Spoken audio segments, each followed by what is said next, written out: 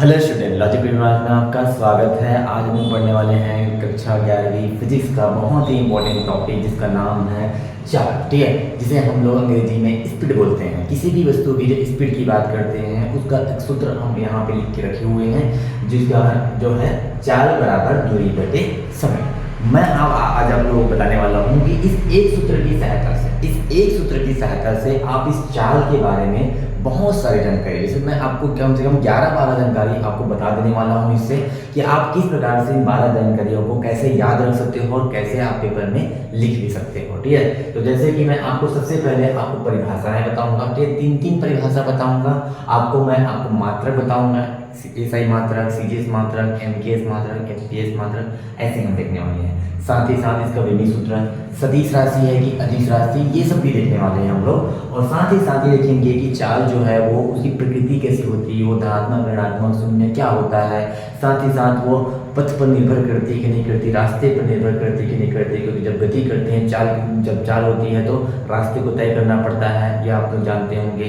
ठीक है, तो ऐसे करके बहुत सारी जानकारी हम लोग क्या करने वाले हैं, देखने वाले हैं। ठीक है, इसे मैंने पहले से लिख के रख दिया है। ठीक है, तो हम लोग क्या करते हैं, सबसे पहले हम चाल की क्या देखने वाले हैं, परिभाषा देखने वाले हैं। ठीक है, तो परिभाषा में आपको 3 प्रकार से बताऊंगा आप लोग कि 3 तरीके से आप परिभाषा बना भी सकते हो, ये हम लोग देखने वाले हैं। तो सबसे पहले मैं आपको परिभाषा नंबर फर्स्ट बना के दे रहा हूँ और सबसे पहली परिभाषा हम लोग बनाने जाने वाले हैं ऊपर से नीचे।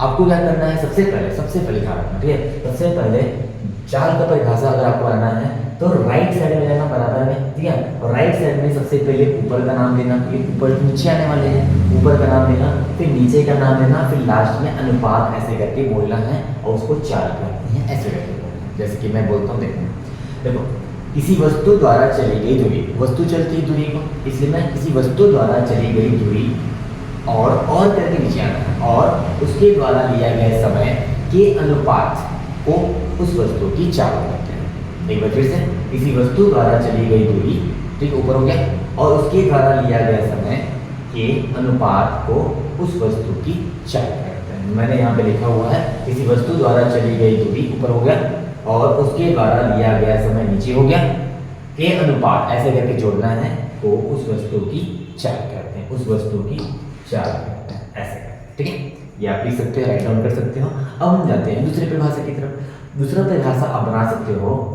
नीचे से ऊपर। ठीक है, इस बार जो परिभाषा बनाएंगे वो नीचे से ऊपर बनाएंगे। ठीक है, मैं यहाँ पे लिख दिया हूँ नीचे से ऊपर बनाएंगे करके।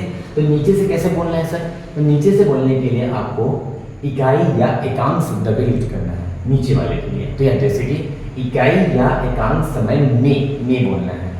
किसी वस्तु द्वारा चली गई दूरी को उस वस्तु की चाल कहते हैं, ऐसा बोलना है। देखो मैंने लिखा है इकाई या एकांक समय में, नीचे वाला बोल दिया में करके, किसी वस्तु द्वारा चली गई दूरी को उस वस्तु की चाल करते हैं, ऐसा करके बोलना है। ठीक है, समझ में आया। अब आगे बढ़ते हैं और नेक्स्ट परिभाषा मैं आपको बताने वाला हूँ, तीसरी परिभाषा है। ठीक है, ये भी नीचे से ऊपर है, लेकिन इस बार जो बोलेंगे वो तरीका थोड़ा अलग रहेगा। तरीका ऐसा रहेगा कि समय के सापेक्ष, नीचे से बोल रहा हूँ ना, समय के सापेक्ष किसी वस्तु द्वारा चली गई दूरी की दर बोलना है, बटे को इस बार दर बोलते हैं। ठीक है, फिर से देखो, किसी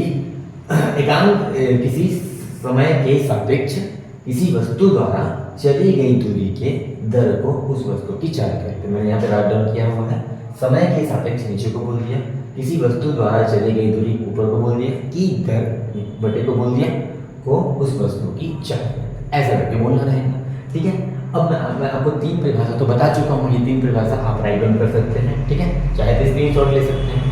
ठीक है, अब हम लोग चौथी बात में देखने वाला हूँ। मैंने 3 परिभाषा बता दिया, तो अब चौथी बात क्या है। चौथी बात ये रहेगा कि मैं आपको बताऊंगा कि ये जो चाल है वो सदिश राशि है कि अदिश राशि, ये क्वेश्चन है, समझ लो। तो आपको अगर चाल का दिशा सदिश है कि अदिश राशि बताना है आपको, तो आपको उसके सूत्र में जाना है। सूत्र से बताऊंगा, सबके सूत्र से है, और उसके सूत्र में ऊपर बटे, सूत्र में ऊपर बटे के ऊपर जो आया है वो सामने में है, ऐसे मानते हैं, सामने में है, ठीक है, चाल के सामने में। ठीक है, तो ये दूरी अगर सदिश राशि होगा तो चाल भी सदिश राशि होगा, और अगर दूरी अदिश राशि होगा तो चाल भी अदिश राशि होगा।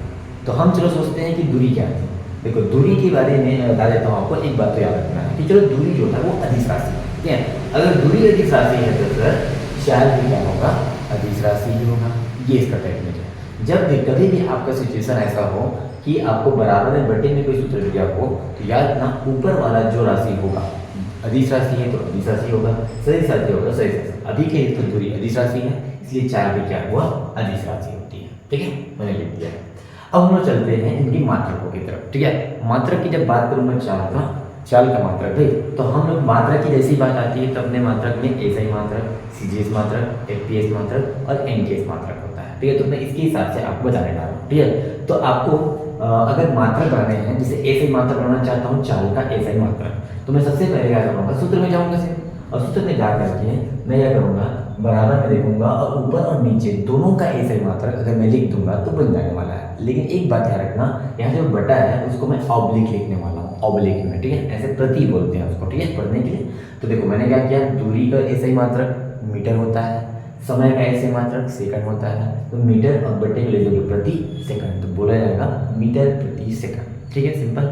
अगर रहते हैं चाल का सीजीएस मात्रक, सीजीएस मात्रक में अगर आपको मात्रक बनाना है तो याद रखना फिर वही सेम काम। ठीक है, आपको बराबर में जाना है, ऊपर वाला दूरी और नीचे वाले समय का दोनों का सीजीएस मात्रक लिख दो, बन जाएगा, बटे को प्रति लिख दो ऑब्लिक करके। ठीक है, तो मैं क्या करूँगा, अगर आपको चाल का सीजीएस मात्रक करना है तो दूरी का सीजीएस मात्रक सेंटीमीटर होता है और बटे को लिख दिया प्रति, समय का एसआई मात्रक सीजीएस मात्रक सेकंड ही होता है। ठीक है, इसका मतलब कुछ नहीं हुआ, सेंटीमीटर प्रति सेकंड हो गया। ठीक है, ऐसा समझ लो, सेंटीमीटर प्रति सेकंड। ठीक है, उसके बाद में एनकेएस मात्रक बता रहा हूँ। एनकेएस मात्रक सेम एसआई मात्रक जैसा होता है, ये बात हमेशा याद रखो, तो इसका भी मात्रक मीटर प्रति सेकंड ही आने वाली ये टेक्निक है। ठीक है, हो गया सर। अब चाल का एफपीएस मात्रक बताना है। ठीक है, तो एफपीएस मात्रक के लिए इसका मतलब पता होना चाहिए फुट ऑन सेकंड। फुट जो होता है ये दूरी के लिए होता है। ठीक है, तो यहाँ पे सर दूरी का एफपीएस मात्रक क्या लिखेंगे हम लोग, फुट लिखेंगे। ठीक है, और समय के लिए तो सेकंड ही लिखेंगे। याद रखना प्रत्येक मात्रक में, प्रत्येक पद्धतियों में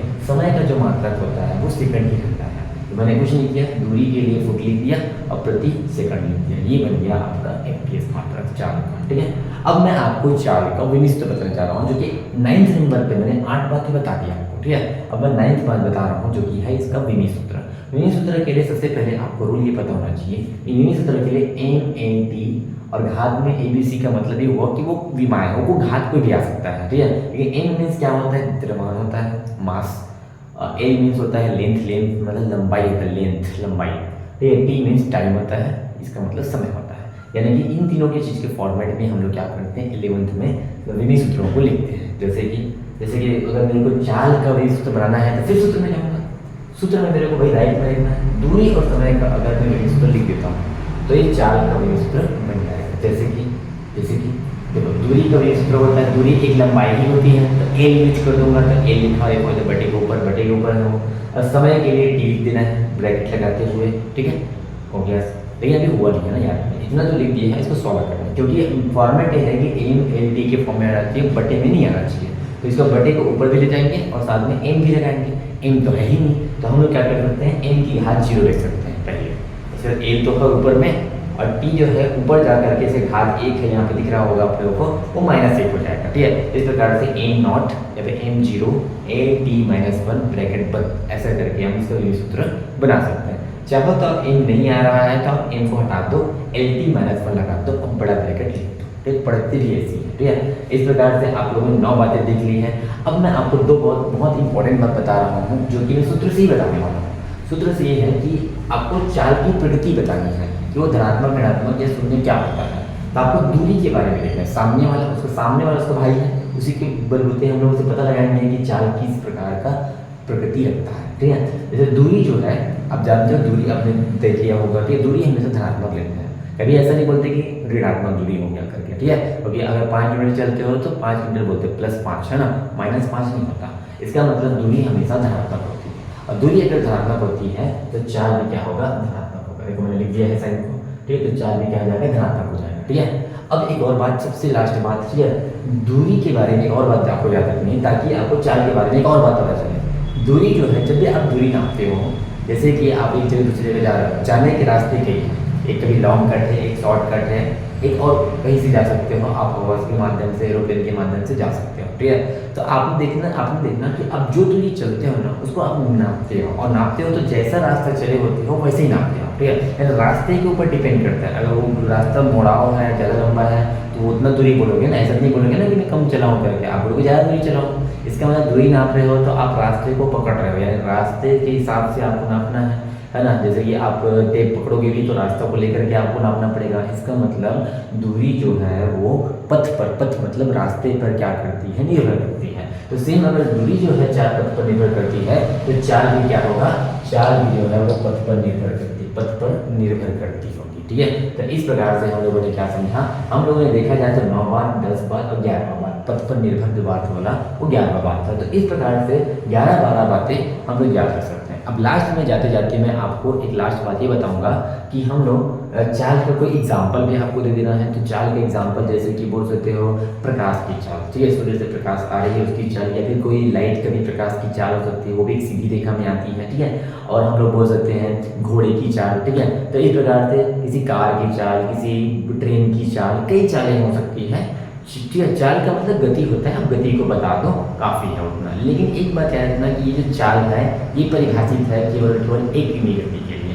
एक इमी गति में क्या बोलते हैं कि एक इमी गति का मतलब ये होता है कि आपको सीधी रास्ते पर, सीधी सड़क पर गति होती है, उसे हम लोग एक इमी गति कहते हैं। और एक इमी गति के अंतर्गत ही चाल को पढ़ा जाता है, यानी सीधी सड़क पर कोई वस्तु गति कर रही होगी तो उसकी गति को हम लोग चाल बोल सकते हैं। ठीक है, तो इस प्रकार से हम समझ सकते हैं। बाकी बातें मैंने यहाँ पे पूरी लिख दी हुई है। ठीक है, आपको अगर आपको इसको नोट्स बनाना है तो आप इसको आराम से लिख दिए और इसी को आप पेपर में अच्छे से बना सकते हैं। ठीक है, आप इस चाल के बारे में 11 बातें हैं, अगर आपको कोई टीचर पूछता है तो आप 11-12 बातें आप क्या कर सकते हो, चाल के बारे में बता सकते हो। केवल और केवल आपको क्या रखना है, सूत्र को याद रख लेना है। ठीक है, तो अगले वीडियो के लिए इंतजार कीजिए। आज के लिए बस इतना ही, धन्यवाद।